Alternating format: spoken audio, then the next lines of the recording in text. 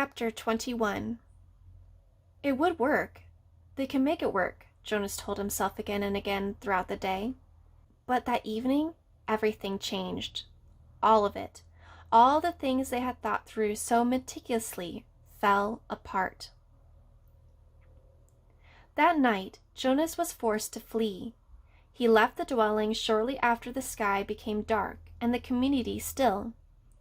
It was terribly dangerous because of the work crews were still about, but he moved stealthily and silently, staying in the shadows, making his way past the darkened dwellings and the empty central plaza, toward the river.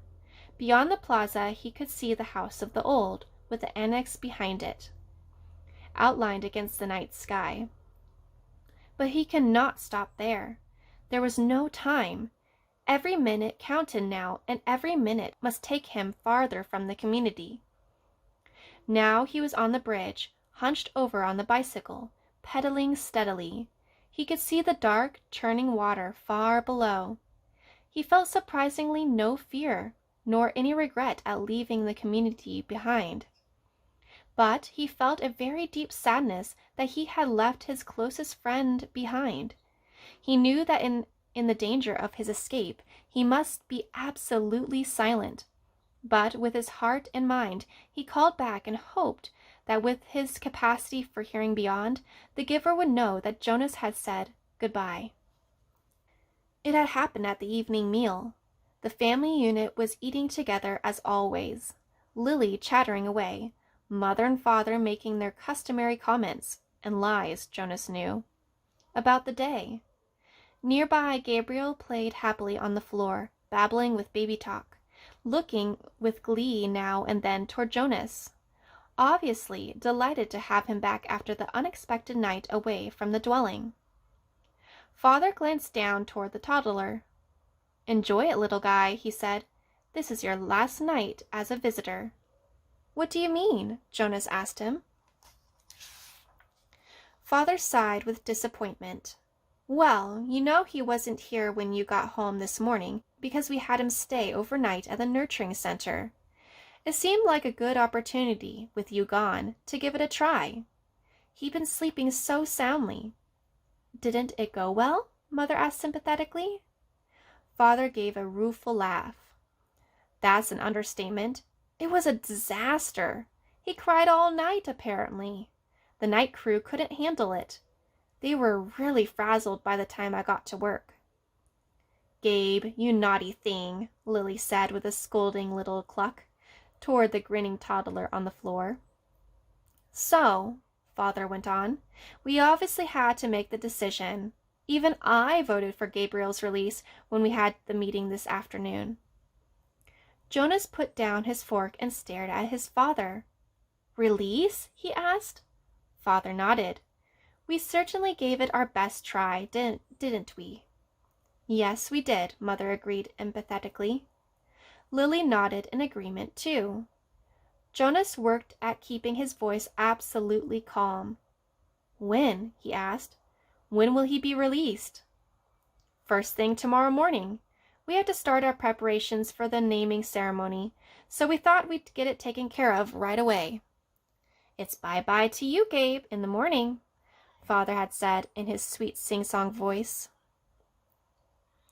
Jonas reached the opposite side of the river, stopping briefly and looked back. The community where his entire life had lived lay behind him now, sleeping.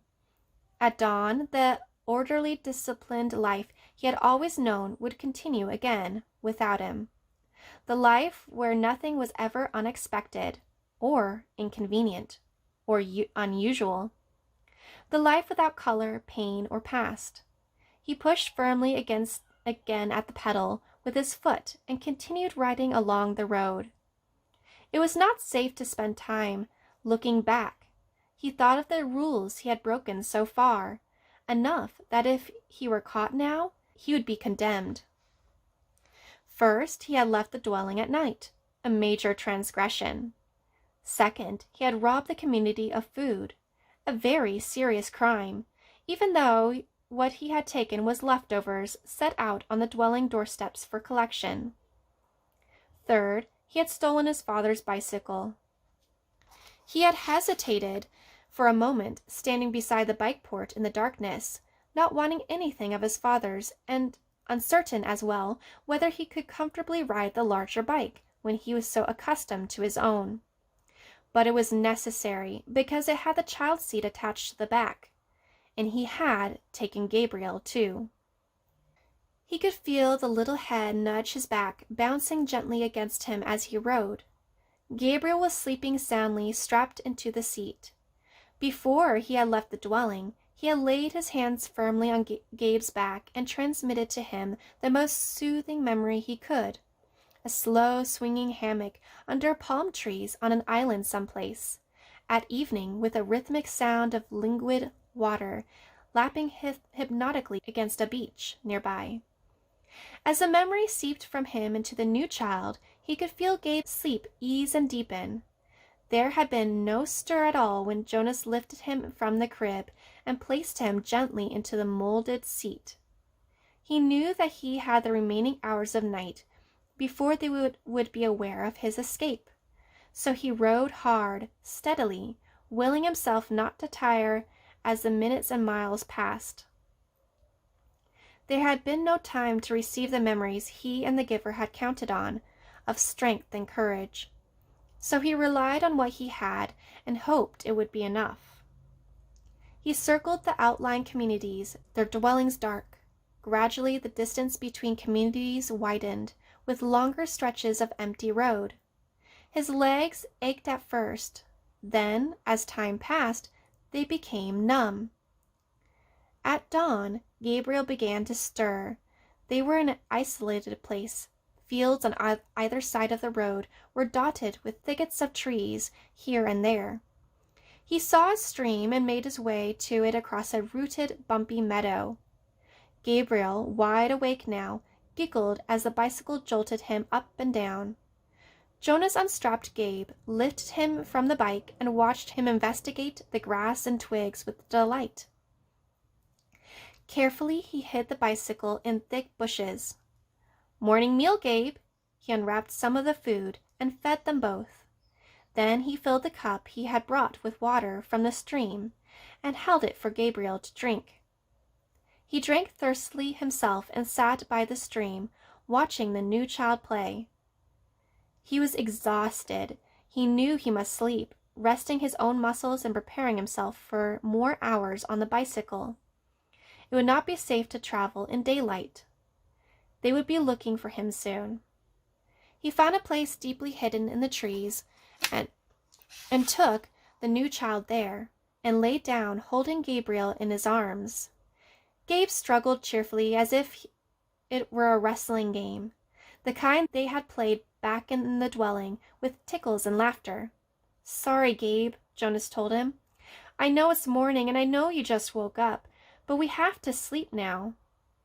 He cuddled the small body close to him and rubbed the little back. He murmured to Gabriel soothingly. Then he pressed his hands firmly and transmitted a memory of deep, contented exhaustion.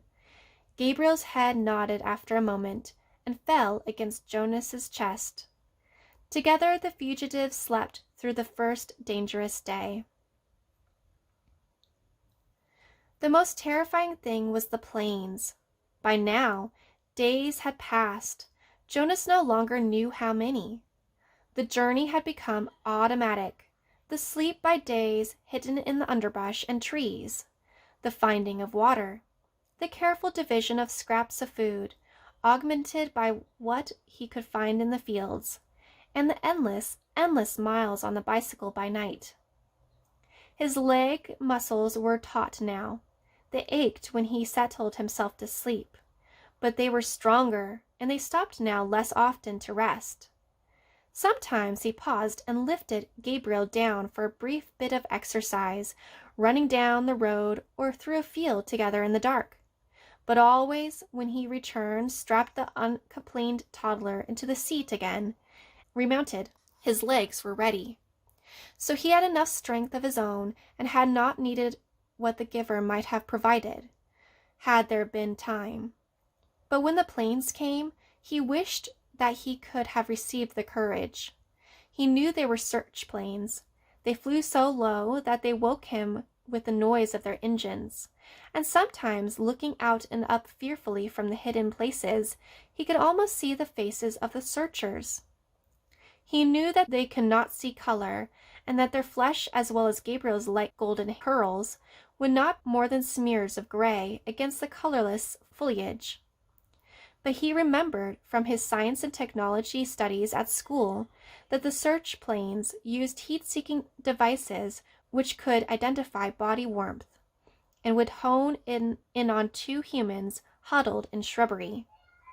So always, when he heard the aircraft around, he reached to Gabriel and transmitted memories of snow, keeping some for himself. Together they became cold, and when the planes were gone, they would shiver, holding each other until sleep came again. Sometimes, urging the memories into Gabriel, Jonas felt that they were more shallow, a little weaker than they had been. It was what he had hoped, and what he and the giver had planned. That he moved away from the community, he would shed the memories and leave them behind for the people. But now, when he needed them, when the planes came, he tried hard to cling to what he still had, of cold, and to use it for their survival. Usually the aircraft came by day, when they were hiding. He was alert at night, too. On the road, always listening intently for the sound of engines. Even Gabriel listened and would call out, "Plane! Plane!" sometimes before Jonas had heard the terrifying noise. When the aircraft searchers came, as they did occasionally, during the night as they rode, Jonas sped to the nearest tree or bush, dropped to the ground, and made himself and Gabriel cold. But it was sometimes a frightening close call. As he pedaled through the nights, through the isolated landscape now, with the community far behind and no sign of human habitation around him or ahead, he was constantly vigilant, looking for the next nearest hiding place should the sound of engines come. But the frequency of the planes diminished. They came less often, and flew when they did come, less slowly, as if the search had become haphazard and no longer hopeful. Finally, there was an entire day and night when they did not come at all.